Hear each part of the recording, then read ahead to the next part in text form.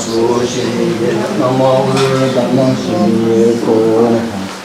Omo namo metu shiriye, namo su shiriye, namo dhamma shiriye ko. Omo namo metu shiriye, namo su shiriye, namo dhamma shiriye so. Omo namo metu shiriye, namo su shiriye, namo dhamma shiriye so.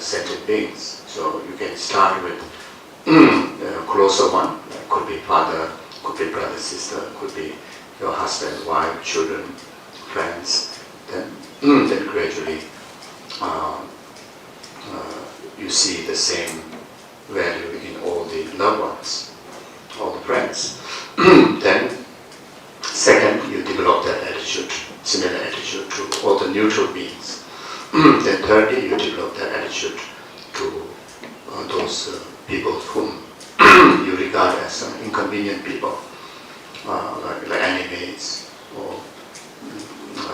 those mysterious beings out there, like harmful spirits, harmful human beings, people who bring a lot of destruction to the world, then eventually we have to develop the similar kind of heart even towards them. So we cannot leave out even one single individual, one single living being, the same value that you develop to your present life's mother. If you leave behind one, then you won't able to achieve bodhicitta. So in general, lamrim, realization of the stages of lamrim path, then the one area must spend quality time, even it takes long time. Worth spending is on guru devotion, teaching on guru devotion, practice on guru devotion. When that the realization of guru devotion is developed, then rest of the lamrim path will naturally comes in our way. As far as concerned training of bodhicitta, as long as you develop the first point, recognize all sentient as mother, then even bodhicitta will come easily in one's way.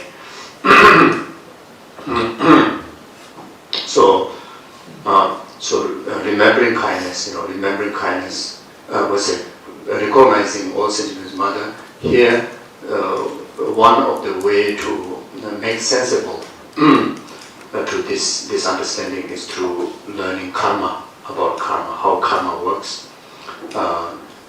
After well understanding of karma, then you're able to understand the existence of life and rebirth. Then you have to get to have a full conviction about the existence of life and rebirth. Once you establish that, then it won't be so difficult to establish beginningless rebirths, endless rebirths. So here I'm saying endless rebirth is not necessarily mean by force of karma and delusion. Endless existence of a living being. Manifestations. But in the past, all our rebirths are by force of karma and delusion. So there's a true subject that need to study, need to analyze, and need to gain conviction in those teaching, which is on karma and rebirth. Without which, again, we won't able to establish the logical reasoning, the conviction they gain from logical reasoning, why the rest of the sentient beings, have been your mother. So, so main reason is from there.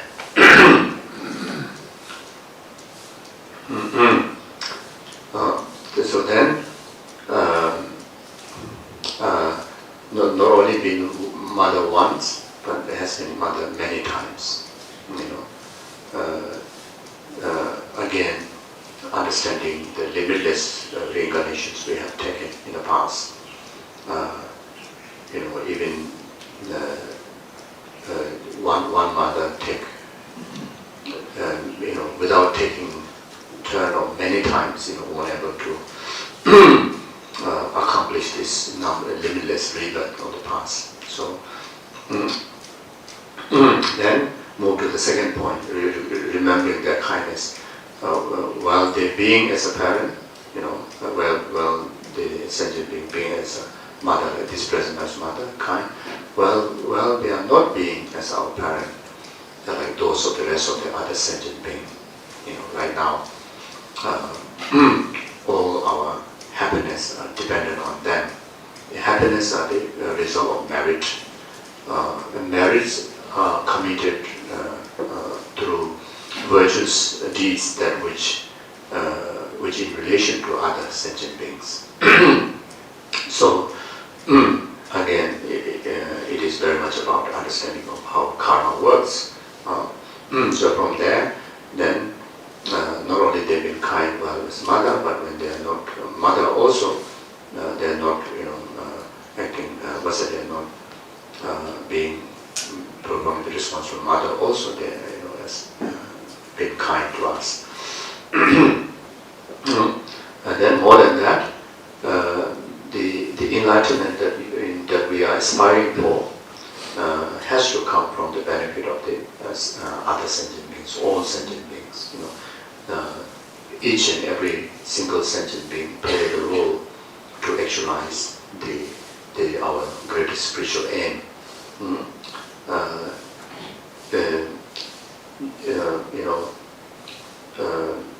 That one living being not living out object of your compassion and love makes possibility of your enlightenment. And so even that one person who almost left behind,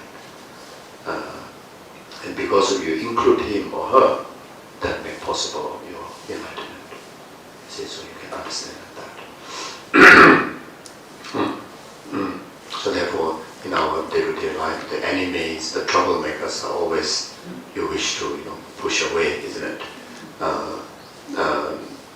And just because of not pushing away from the object of your compassion and love, they make possible your enlightenment. And they are equal kind as the loved one. Then repaying the kindness. So repaying the kindness through the rest of the points.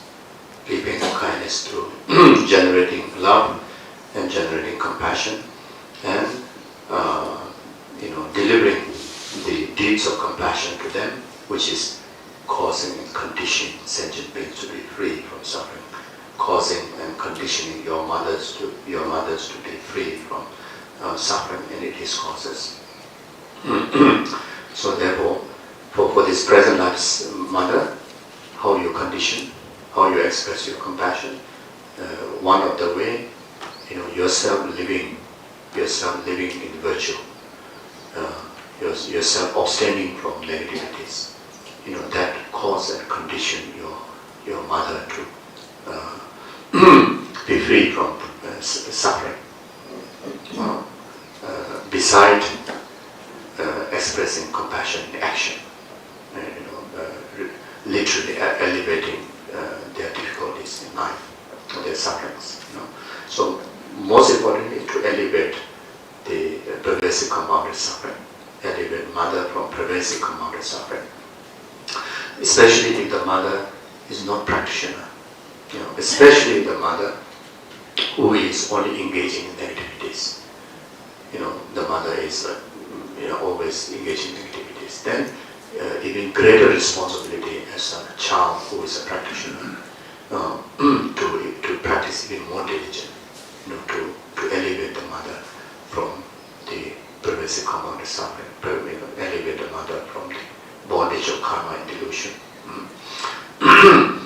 Then, of course, if there's a way, then you express repaying kindness through love, meaning you condition happiness, cause happiness to them. Especially here talking about true happiness, real happiness. So the essential happiness are temporary happiness. Mostly it's in the nature of suffering of change. But still, it's still necessary.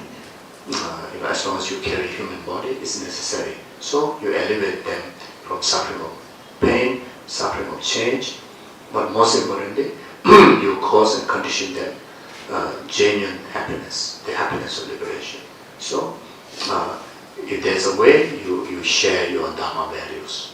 You teach them Dharma. You teach about the wisdom of happiness, about the attitude of loving kindness, compassion, bodhicitta. But if they are not in that position, then you practice. You as a child, you practice for them. You live in that wisdom. You live in that attitude. So that you're directly conditioning or causing your parents to actualize the genuine happiness of liberation. Some more, if that virtue always infused by bodhicitta, then they will enjoy the most perfected happiness of enlightenment. So this is how you repay their kindness. Okay. Then pass on. When you look at the situation, the kindness that the rest of the mother sentient beings have done to you,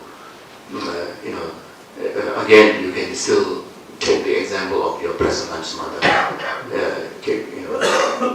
as for meditational purpose, you visualize like they are blind, but actually meaning they're blind or ignorant, and they are chained by karma, and disturbed emotion of the illusion is kind of dragging them, towards the pit of fire. And you, as a child, whom nurture you, the mother who nurture you, and you have the complete intact of limbs. You have the capability, if you wish, you can go and save the mother, but you sit there and laugh, you sit there and watch. It becomes like that. If we don't work for the mother sentient being, our position is going to be just like that. You see. So then also from the positive perspective, you really carry so much truths that which can benefit them, like such as precision of rebirth, dharma, wisdom, etc. So then you come to a point that I have full responsibility, and I like to take full responsibility by myself alone. I'm not going to wait for anybody's help, to help my mother, to help the rest of the sentient being. I'm going to take full responsibility. So by myself alone, I'm going to alleviate the suffering of pain, suffering of change, and pervasive harm of suffering, and abide them in the state of genuine happiness of liberations, including enlightenment. So then that's where the wholehearted resolve, number 7 point, you actualize. The result of that, the bodhicitta born. The definition of bodhicitta, it carries the two aspects of attitude. The first aspect of attitude is aspiring your enlightenment. Then second aspect of attitude is that enlightenment for the purpose of rest of the numberless sentient beings' enlightenment. So you need to have two aspects of attitude in that expressions of that heart of bodhicitta. So in short, say, for the benefit of numberless sentient beings' enlightenment, I must achieve state of full enlightenment. And that is the definition of bodhicitta.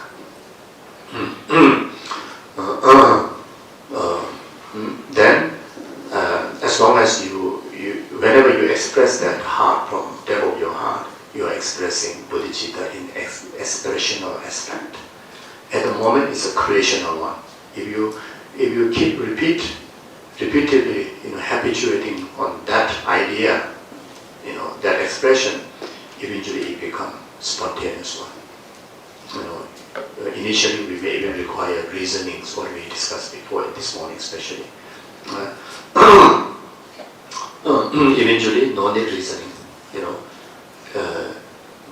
When you are among the people or not, doesn't matter. That aspiration is always center of your heart. Like one portion of your heart is always fully aware of that purpose. Then the rest of the activities of your bodhisattva mind will have the influence of this attitude. You see, so those of the actions are very much like the actions that perform through our bodhisattva mind in the practice of 6 paramita. We practice of generosity, practice of moralities, practice of patience, practice of joyous effort in practice, virtues, practice of concentration, practice of wisdoms are very much expression of this inspiration to enlightenment, the bodhicitta mind. Then eventually this aspirational the heart will will develop into an engaging bodhicitta, become an engaging bodhicitta, which is more stable, plus more engaging in practice. So in order to do that, then the bodhisattva precept vow is necessary. So very much defined when this aspirational bodhicitta develop into an engaging bodhicitta is when the time you take the vow. When the time that you take the bodhisattva vow. Then from there, in your very best, living in the practice of 6 paramita, in your very best, or living in the practice of there's a seven aspect of practices on top of 6 paramita. Then the practice of being in the service of sentient being. So that becomes number 7. So the practice of generosity, the generosity of gathering as much virtue as possible.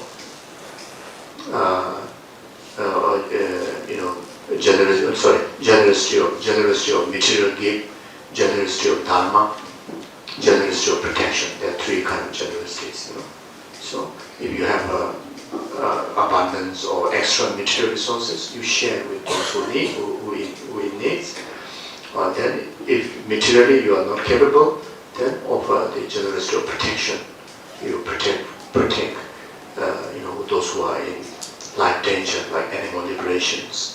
You protect people from getting into danger, like drugs, weapons, fightings, etc., etc. Or protect them from committing wrongdoings, crimes, or wrongdoings of the 10 non-virtues, etc. So you try your very best. Then generosity of offering service to the humanity, to the sentient being, in your best capability.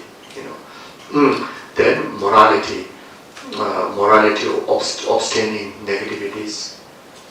Try your very best to abstain from any negativities like 10 non-virtues, etc. Morality of gathering virtues, even how tiny virtue they may be, you accumulate them. How tiny negativities out there, abstain them. By understanding the karma.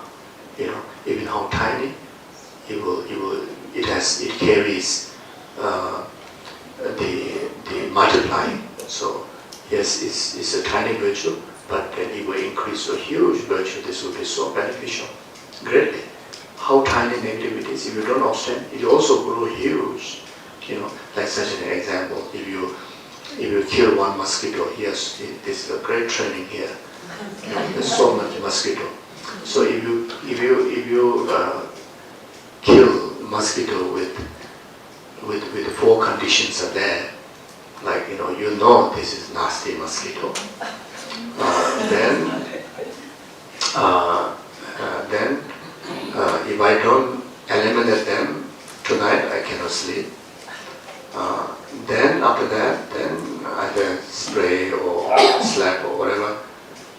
Then after that, okay, now I'm done. Tonight I think I'm free from this mosquito. So these are 4 factors. So when this is complete, so we create the karma of killing one living being, the mosquito.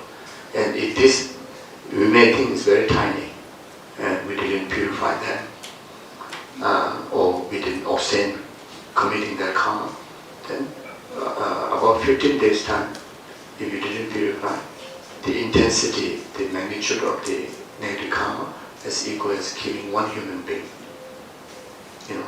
The intensity of karma, about 15 days, is like kill 1 human being. You see?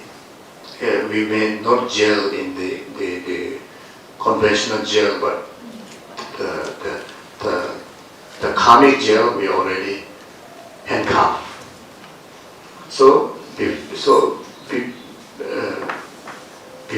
Before becoming such a heavy karma, you need to purify them. That's why the Vajrasattva practice, even during this course, even in there's a Vajrasattva purification practice, is so important. So here, just few days we do that. So when we go to our own, life, these are something that is good to practice, so that even just reciting 21 times of Vajrasattva mantra, it will purify the karmic intensity from multiplying more. You see. So anyway, then morality of being dedicated in the service of sentient being. Then patient enduring difficulty, enduring suffering. We need a lot of patience to endure suffering. So here to be understood that endure difficulty when we train in the path. It's not easy. To practice Dharma is not easy. It requires a lot of sacrifices. Very much need to sacrifice all our lifetime habitual doing, habitual way of thinking. So all this need to be sacrificed. So that's not easy. Then the environment where we practice Dharma, not necessarily compatible. Physically not compatible. If you go to a cave, not compatible. If you go to retreat hut, also not compatible. There's no 60-star kind of retreat huts. You can build if you want, why not? But not yet. So most of the places where you go to practice is physically is less comfort than your worldly environment. So if you don't have the patient enduring hardship, then easily can give up. You see. So especially here in relation to bodhicitta practice, you need to have this enduring heart that even it takes 3 countless eons or 100 countless eons to develop bodhicitta, also I won't give up. Even it takes countless eons to even to feel the taste of bodhicitta, also I won't give up. Even whole world come to blame me or discard from the society because of you practice bodhicitta, also I won't give up to practice, to develop bodhicitta. Even whole world, not appreciate your compassion. Rather they misunderstand. Whole world misunderstand of you being compassionate. I won't give up. Practicing compassion. That's enduring. So practicing compassion is not easy. Practicing anger is easy. Today's time come to a position that it is so difficult people to receive compassion. It's especially in a very kind of the new world aspect. If you want to help someone, I would say, maybe someone is old, so you want to help carry the luggage. It's not easy to perform that practice. If you go to supermarkets, it's someone going on the wheelchair and is still carrying so much grocery, and you want to go to help, that's not easy. It's much more easier to shout, express anger, than to go and offer a helping hand. It's not easy. In Australia, in Blue Mountain, me and one another monk, so we went for bushwalk. So I think that's called Wen Waterfall or something like that. So near the waterfall there are 2 couple, quite elderly couple. They climb to the rock, and the husband sleep. Huge fall, and the head stuck there's a narrow true rock like that. He's still moving, but still screaming at the same time. So of course the instinct is like, there's not many people also, and there are quite some people they are looking at it. So just naturally the two of us try to go and pull this guy, because eventually going to drown also. And the wife screamed at us and said, "Don't touch!" So first thing asked to show the certificate, the first aid or something like that, certificate. Then I definitely don't have certificate. So before I go and earn the certificate, then, so we'll be in trouble. So he said, "Don't touch." And it's if I happen to touch, I think I may get into big trouble. Big trouble. So like that, there's a lot of reasons, why, it's necessary. The professionalism is necessary, but at the same time, there are a lot of area, it limits to express care, concern, you see. So anyway, yes, like that. So here it's very tough, isn't it? Even whole world against, you go and if the wife say don't touch, I say no, I want to practice compassion, I go and touch, I get into big trouble, isn't it? So how? But just now I said, even whole world against you, you will not give up expressing compassion. But then again here, then physically, yes, of course you respect that, but then right there you don't get offended. Rather your heart, you do whatever you can, without crossing that border. So at least, just give an example. So two of us, we say, okay, we go far away. Then we start to practice medicine Buddha for this guy. So hopefully some rescue will come, and maybe the wife is so frightened. So I think she's like, how to say, it's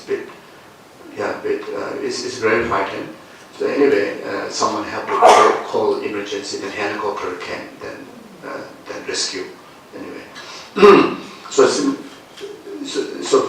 when you practice compassion Buddhism, you see, physically if it's harmful to you, you have to distance. Then you need to use wisdom. You need to distance.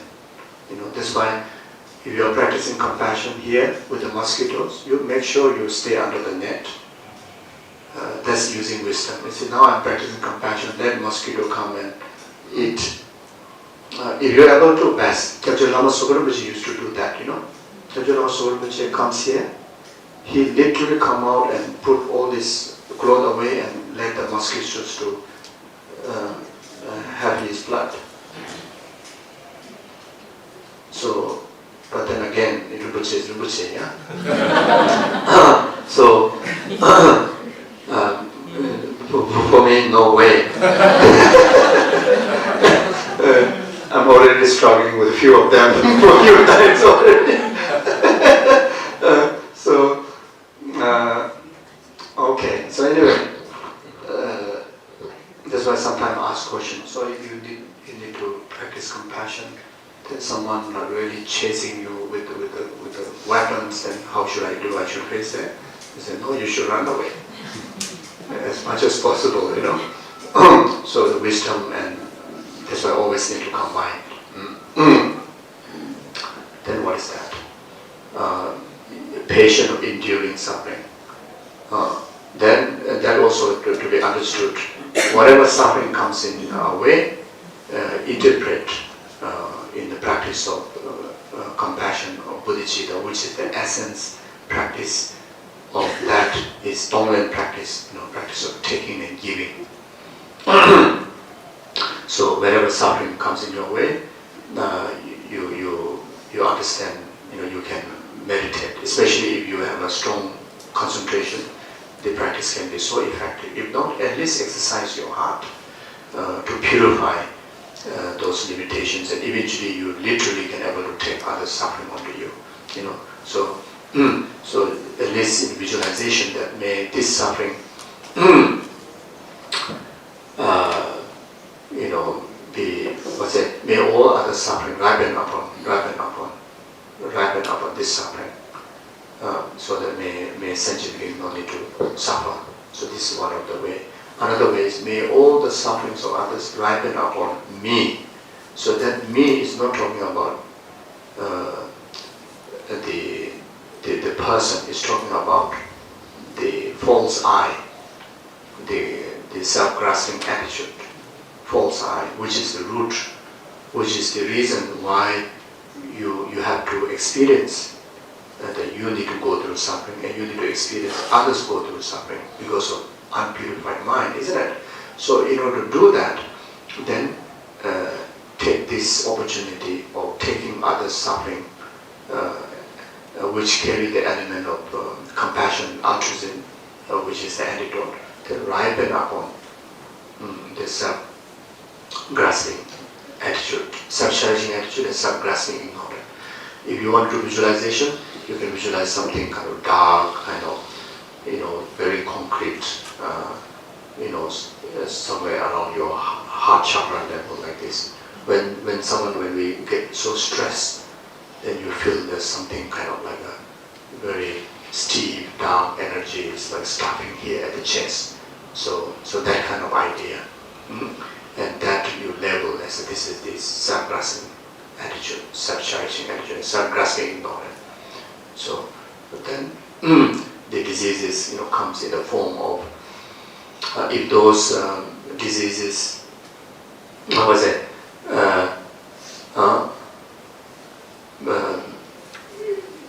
suffering that sentient being experience, they're very much like in the three reasons. The suffering that experience,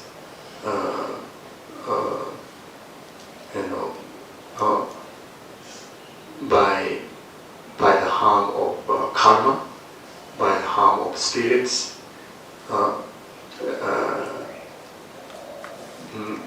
then spirits is like elemental spirits.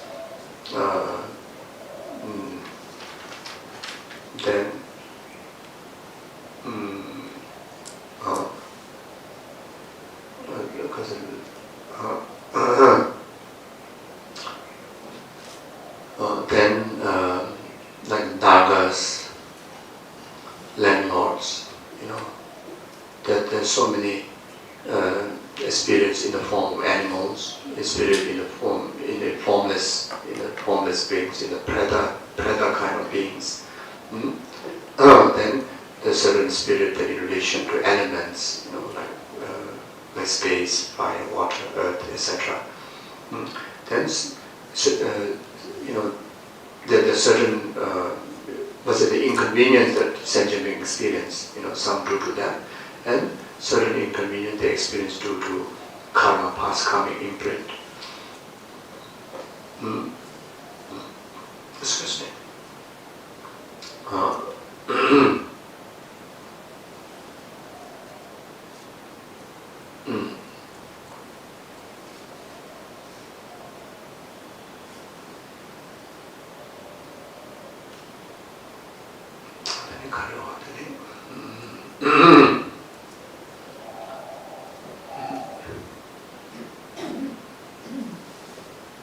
So those negativities, those inconvenience that due to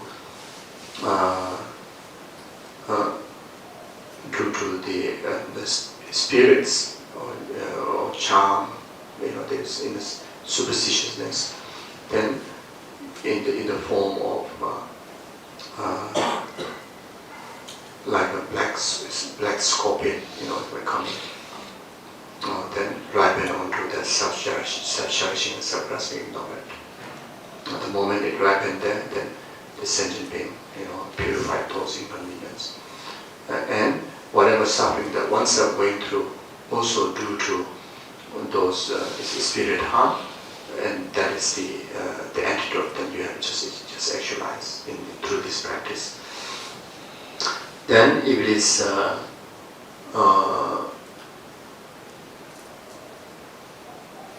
is due to karmic obscuration, then in the dark smoke, black shoot, is right, is trouble and ripen upon that subjection, subgrasping attitude, and understand, purified. Then your experiences, your problem also is due to karmic consequences. Then you have to purify. Then if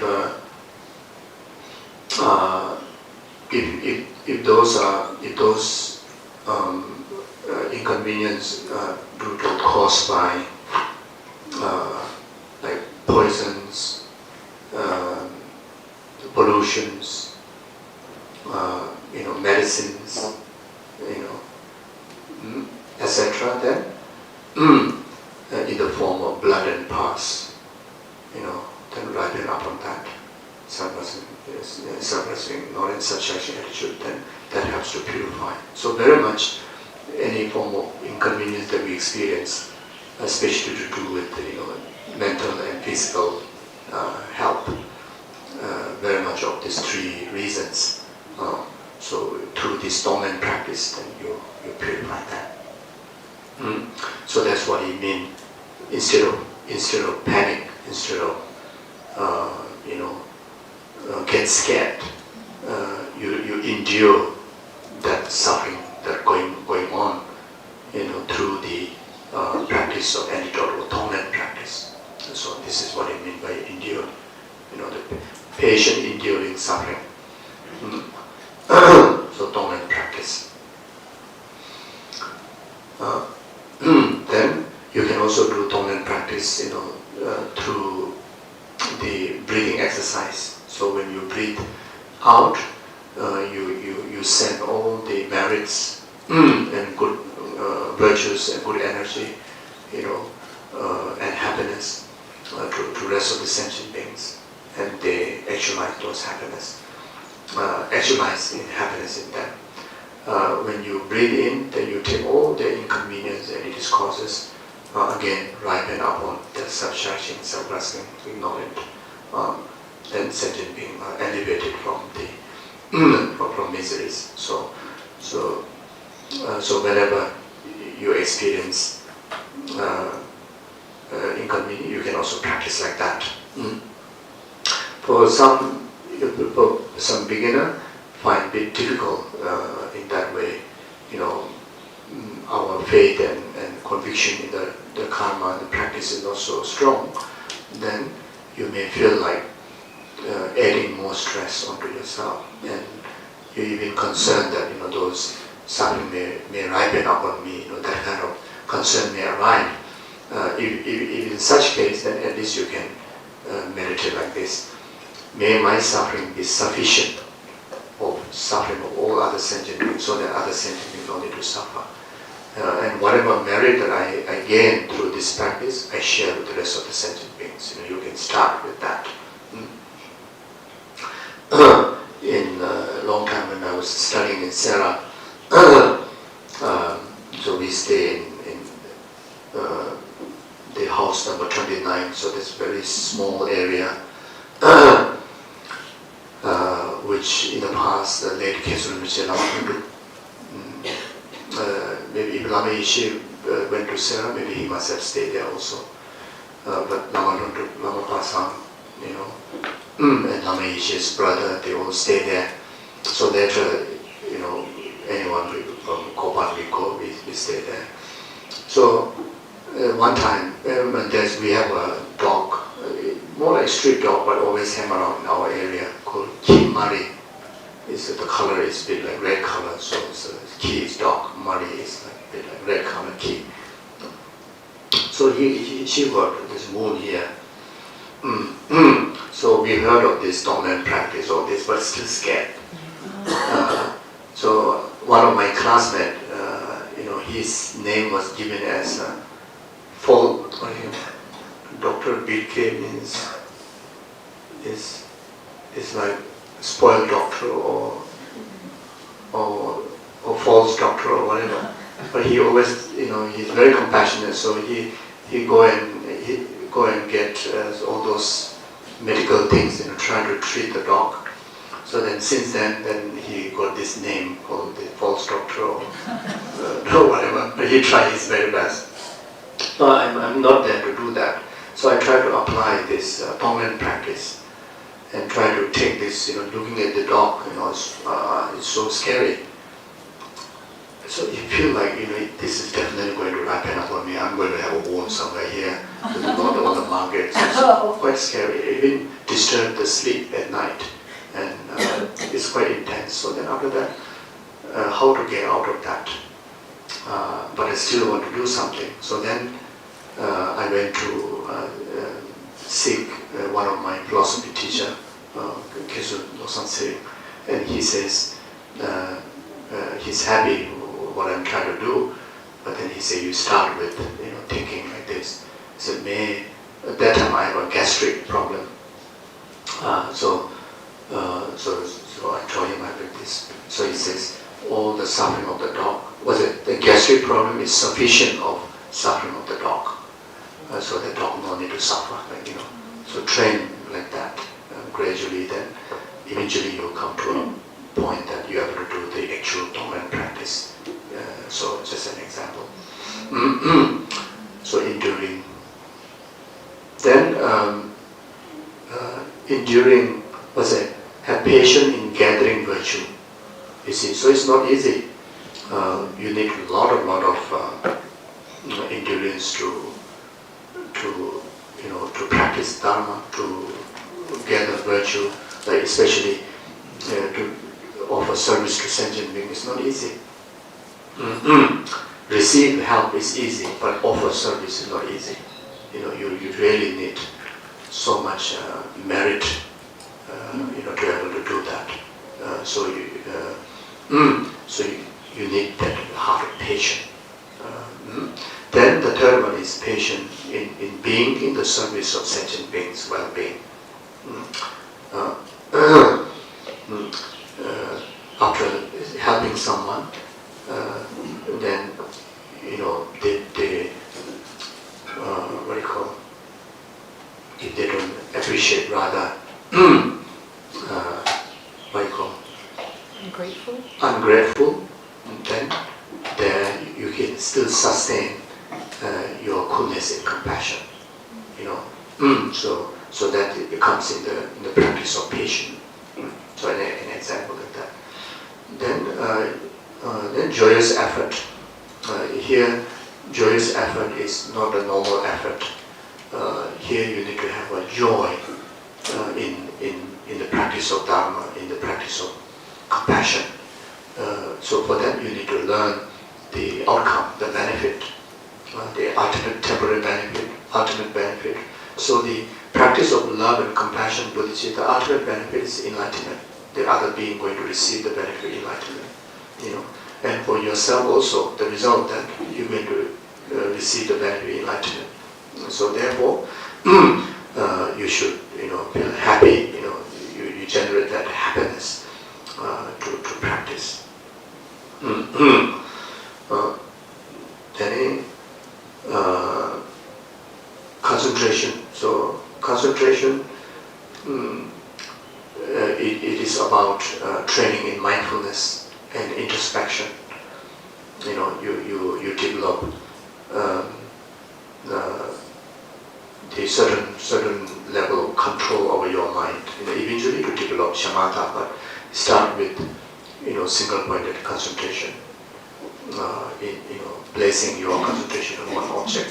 So train for few minutes, then gradually in lamrim teaching talks about 24 minutes. They must have a reason.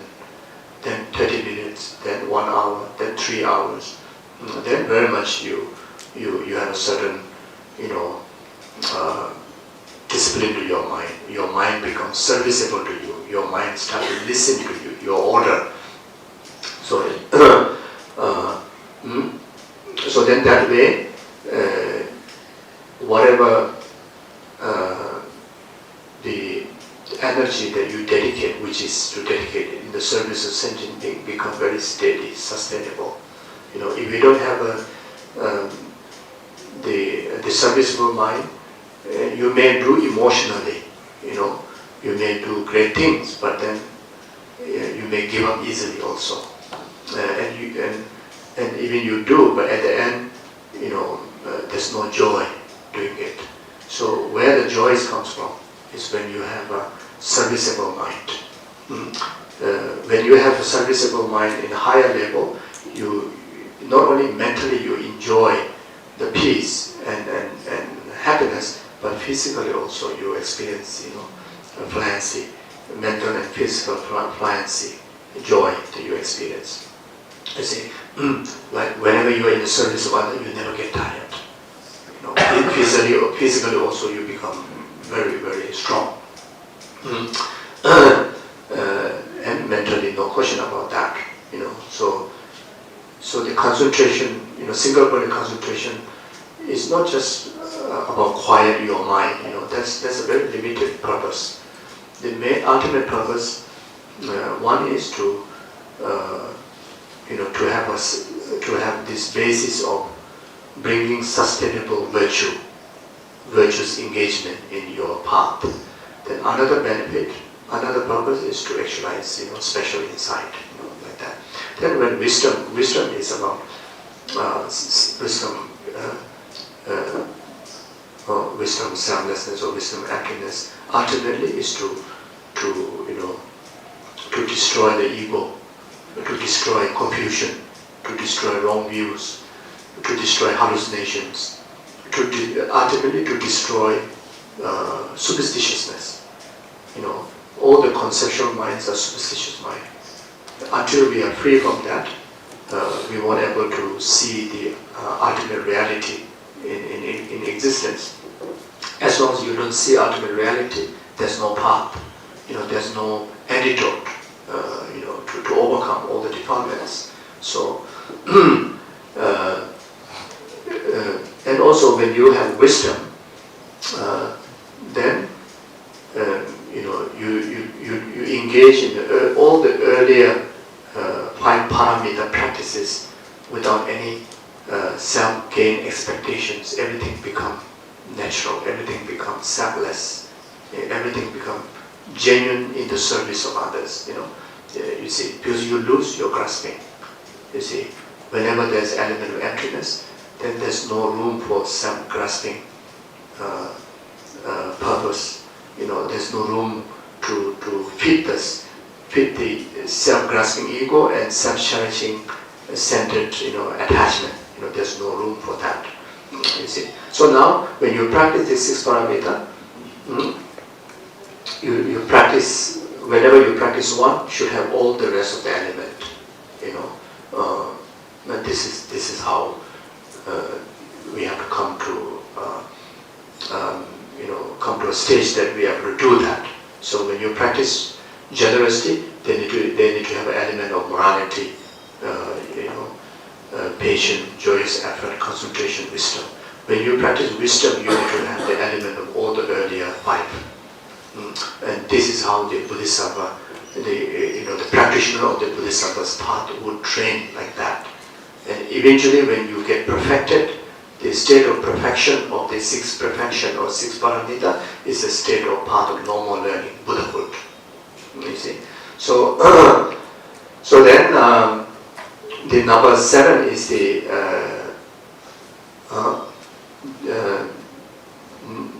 living, just living in the practice. Whatever you do is for the purpose of being in the service of sentient being. So this is number 7.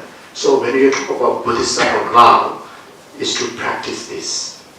There are 18 root vows, 46 secondary vows. You go one by one. It's certain line, certain vows looks like quite difficult to practice. So don't get discouraged by seeing that. When you translate into the practice of these 7 points, it's very much everybody think I can do it, isn't it? Huh? Don't you think, oh, that's okay, that sounds quite okay. But when we think about 18 root vow, 46 secondary vow, and somehow you seeing it one by one, it's like, oh no, I'm not ready for this, Basically, today's teaching will be focused on all this area, and also we may not have time to go so detailed.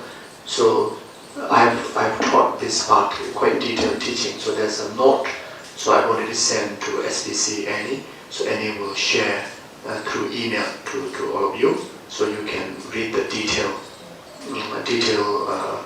the teaching on 18 root vows and 46 secondary vows. But then again, don't get frightened by those of the individual vows. You know, you just, as long as you even to remember 6 parameter, easy, isn't it? Everybody knows. And to practice 6 parameter in your very best, you're already practicing, isn't it? I think you're already practicing. You're practicing even greatly, and you practice generosity. You know, you practice morality. All of you are very moral people. You're practicing, and some more those of you are already Buddhists. You're practicing individual liberation vow like refuge. It's already morality. Some of you practice lay vows, all 5 lay vows. If not, at least one. You practice a vow of no killing intentionally, no lying intentionally. So all these are great precepts, you know. Then, what's it? Patient, definitely. Working out in your very best, isn't it? And many of you are, I think, really, you can look. I mean, you can bear with my style of teaching, which is already very, it shows high standard of patience. Also my mumbling, also my poor English, you know, to capture what I'm trying to say, require a lot of concentration, a lot of patience, a lot of endurance. So all 6 parameters are already there, and you are definitely is already dedicated your life in the service of sentient being. You're definitely doing that already. So next time I want to take Buddhist vow, don't worry, you can do it.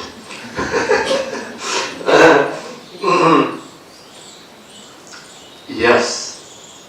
Okay. Oh, then yes. But then if you train through the 4-point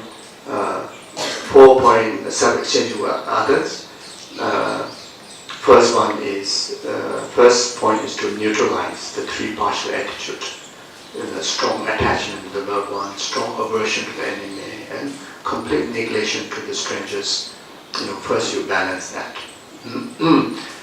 The way to do that very much lead by the practice of the immeasurable love and immeasurable compassion or immeasurable equanimity. So, which I briefly discussed yesterday. So this true attitude, immeasurable love and immeasurable equanimity will help to neutralize the 3 partial attitude. On top of that, then the second point is learn and meditate and make habitual in our mind looking at all the disadvantage of self-cherishing attitude. You know, self-cherishing attitude is the door to all the sufferings. Last night we did Lama Guru Puja. So when the lamrim section is recited in English, that's one section. It's beautiful if you read carefully. You know, it's a beautiful guide for Tonglen practice, a beautiful guide for this 4-point, self-exchanging practice. There's one statement. In self-cherishing is the door to all the sufferings. Cherishing the well-being of others is the door to all the happiness. So the second point is to find all the reasons to convince yourself that self-cherishing only harms us. Then the third one is reflect on the advantage of cherishing others' well-being, bring all the benefits. You reflect on that. Then the fourth point is to actually self-exchanging with the others. So that is not talking about the person changing. It's about changing the attitude. From now up to now, myself be the central focus compared to others. But from now on, others' well-being will be central focus. I will be the last one to think about. I will think about others' well-being first. So that attitude changing is called exchanging self, self and others. So now there's a supplement practice to both this 7-point cause and effect and 4 points exchanging with others. The supplement practice is Tonglen practice, the taking and giving practice. So if you're, if you train from the 7 cause and effect to develop bodhicitta, indirectly you also achieve the training in the 4-point self-exchanging with others. If you feel more comfortable to train in this 4-point self-exchanging with others, indirectly you also already achieve the training in 7-point cause and effect. Both of them, the supplement is Tonglen practice. So unless after self-exchange with others, bodhicitta naturally arrive, well done. If you still struggle the bodhicitta to be spontaneously arriving into you, then take some time to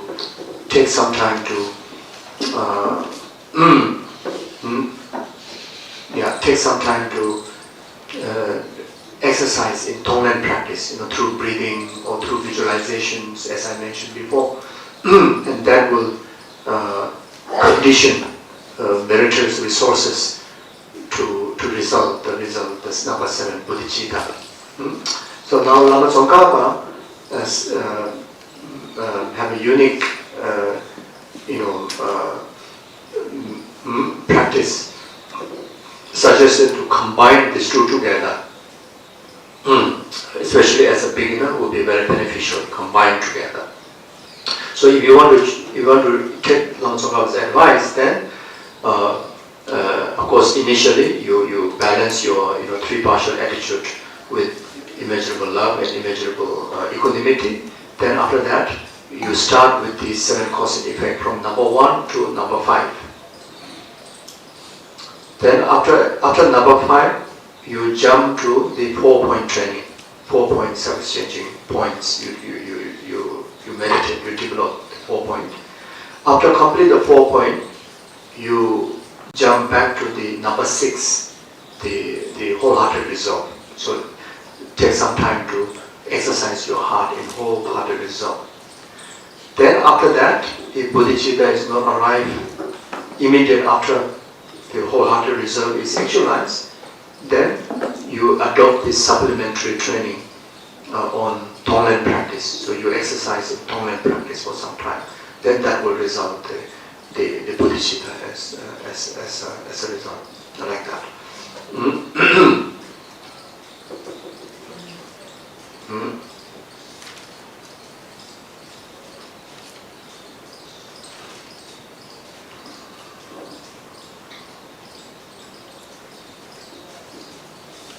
Yeah, so this is one. So the following verses is very much like what Atisha says. I shall explain the perfect method. So it's about these two methods. They're taught by the spiritual teacher. So spiritual teacher Atisha has 507 teachers. The main the teacher that he received the blessing, the transmissional blessing, the teaching, and the impact is mainly from the Lama Silingpa, which is called the Dharmakirti Subhana Dipa. It's called the Lama Silingpa, the Indonesian Lama Silingpa. Then there's another master that he's referring to is Buddhibhadra. Even though there's a few other masters often mentioned is Maitreya yogi and Dhammarakshita. These are often mentioned, but specifically for this true lineage is referring to the Buddhibhadra and Silingpa, the Dharmakirti, and mainly Silingpa Dharmakirti.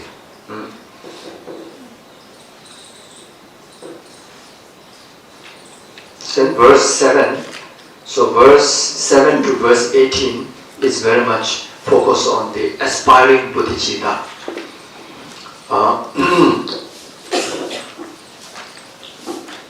says, facing painting, statues, and so forth of the completely enlightened one, relinquish and the excellent teaching, offer flowers, incense, and whatever you have, with the 7 part offerings from the prayers of the noble conduct, with a thought never to be turned back till you gain ultimate enlightenment, and with a strong faith in the 3 jewels, kneeling with one knee on the ground and your hand pressed together, and first of all take refuge 3 times.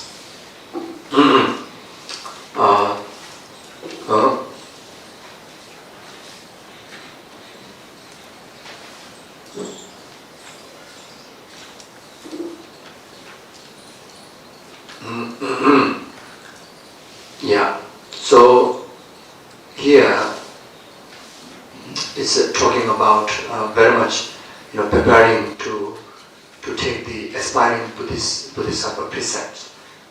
So first, need to organize altar of the holy object of the refuge, such as statue, sculpture, stupa, and so forth. Or at least the statue or picture of enlightened one, the Shakyamuni Buddha. Then so he said the statue of the enlightened one Buddha, the relinquished and excellent teaching is the Dharma teaching, the text. Then and so forth also can understand it like stupas or the guru's pictures and whatever Buddhas and Bodhisattvas images that you can actualize physically, do so. If not, you actualize that in your visualization. Then after that, you have to you make it possible. Then you offer, you arrange beautiful offerings, like such as 7 offerings or 8 offerings, like water, a flower, incense, perfume, music, music, and the food. There's 7 or the 8 offerings you can offer, or otherwise make beautiful flower offerings, beautiful water offerings. It doesn't matter just 1 bowl or hundreds of bowls. You can arrange as many offerings as possible. Food offerings, etc., etc. Then with the 7 part offering, which from the prayers of noble conduct. So prayers of noble conduct, which is also called as the kings of prayer, that you can find in the 8 great prayers in the prayer text. This is composed by Shakyamuni Buddha himself. It's one of the most powerful prayers, So there, the initial stage, there's verses of 7 limbs practice. So 7 limbs, the first one is limbs of offering. Second one is the limbs of purification. Then the third one is the limbs of rejoicing. Requesting to remain until samsara end, requesting all the merit-filled, refuge-filled to remain among us, among sentient beings, to bless and liberate us, or requesting the gurus to remain us, to turn the wheel of Dharma.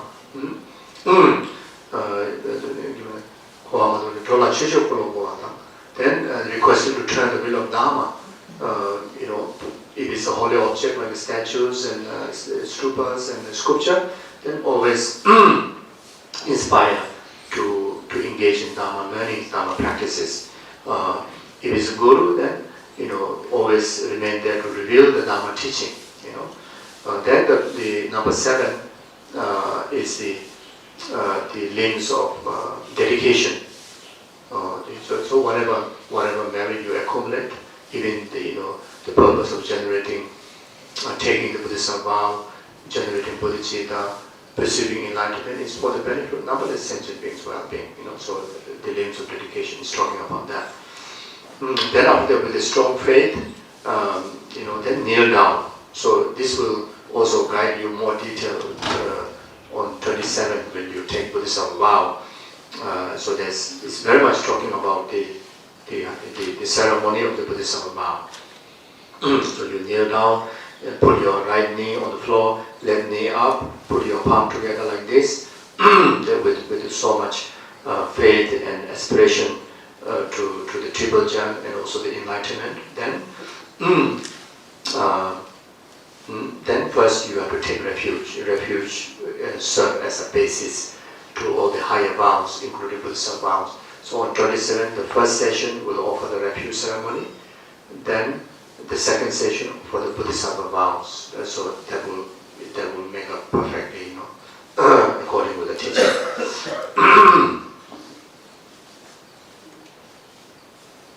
Then after that, verse 10. Okay, now it's lunch also. Next, beginning with the attitude of love for all living creatures, consider being excluding none, suffering in the three-bed rebirth, suffering birth, the dead, and so forth.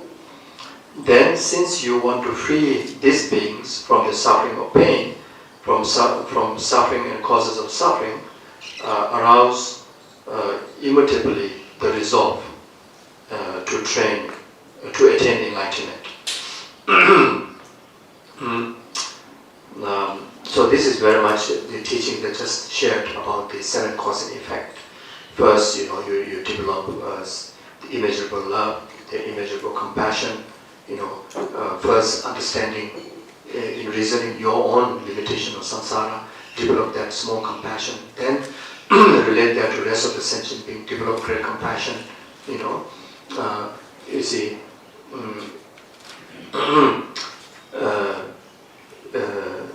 you develop immeasurable love in the reasoning that all sentient beings are equal as you aspire only happiness. Aspire only happiness. Then develop immeasurable equanimity that all sentient beings are equal, like yourself, do not wish to experience even the slightest form of suffering. Well, then after that, then you develop,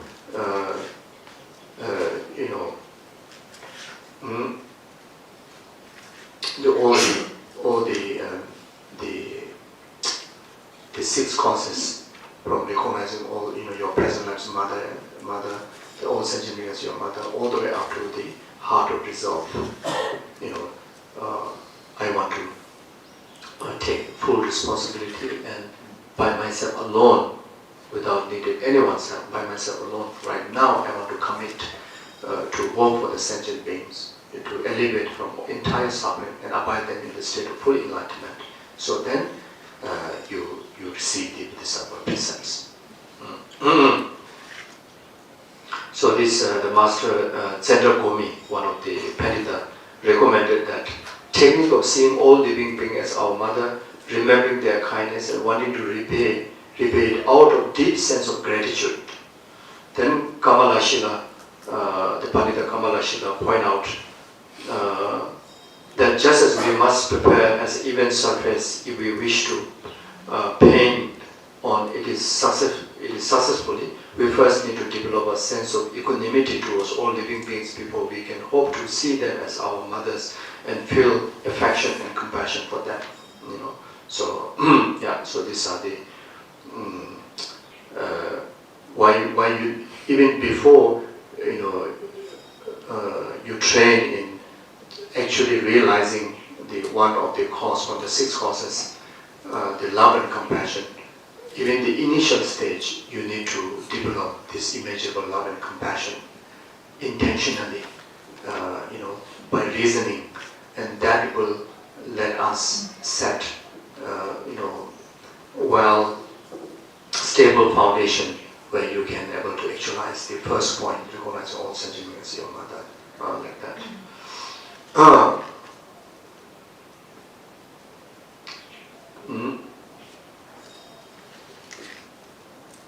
The great Gyalpa Gyatso, it says, high or low, lay or ordained, men or women, whoever I look at it, apart from differences in their clothes and manner and gender, all are alike in that their lives pass in suffering. How sad the sight of my brothers and sisters of equal fortune. Then the Buddhist, the Arya Deva says the Bodhisattva's deeds, it says, the yogic deeds of the Bodhisattva by Arya Deva, it says, the high have mental sufferings. For the common, it comes from the body. day by day, both kind of sufferings overwhelm people in the world. So that's equal to everybody. So that's the whole reason why the loves, why the altruistic practice is so meaningful, because that will deliver the benefit of love and compassion effectively. Because everyone needs certain elevation from suffering. Everyone needs elevation from suffering, but do not know how to elevate that. Wish happiness, but do not know how to create causes for happiness. You see, there's most of the sentient beings, even in the human realm, wishing happiness, but very much willingly creating causes for suffering. Do not wish suffering, but then willingly, accumulating causes for suffering. It's very much like that. You see. So while we have this wisdom of Dharma, especially wisdom of altruism, altruistic Dharma, then that really put yourself in the best position and most capable position, most conducive position to dedicate life in the service of others, like that. Okay, we stop here. Then we offer. Maybe before that, then I would just say this one word. In Nagarjuna's, it was a precious garland. In Nagarjuna's precious garland, it says, even if you donate 300 pots of cooked food 3 times a day, it could not compare even a fractions of the merit from just a moment of love. So how precious it is.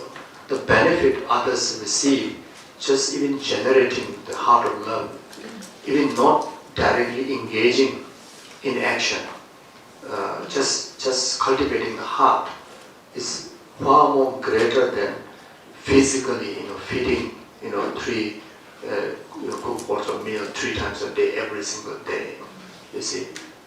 So we, as ordinary human beings' mind, it's a bit difficult to understand.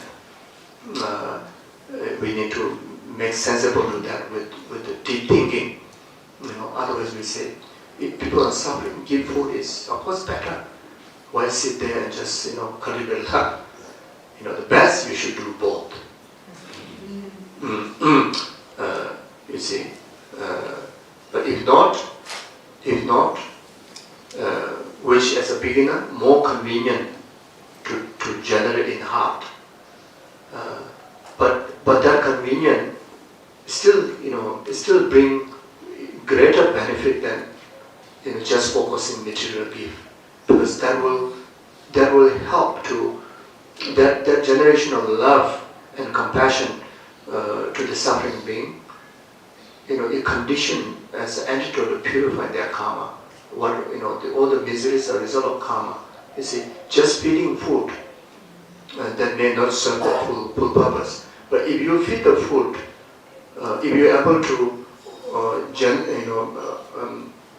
practice that generosity, just like the past Bodhisattvas and Buddhas, like such as the Bodhisattva great-hearted, the tigress story from the Golden Light Sutra, chapter 18.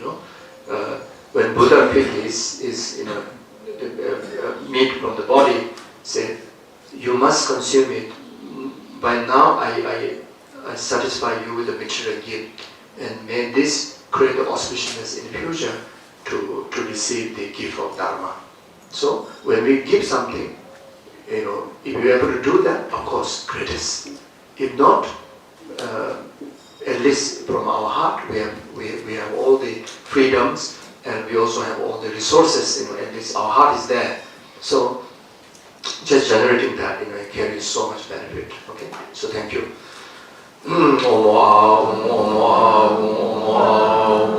Lama Sanje Lama Che Deshe Lama Gendunde Kunje Chiko Lama Lama Namla Che Gu Omo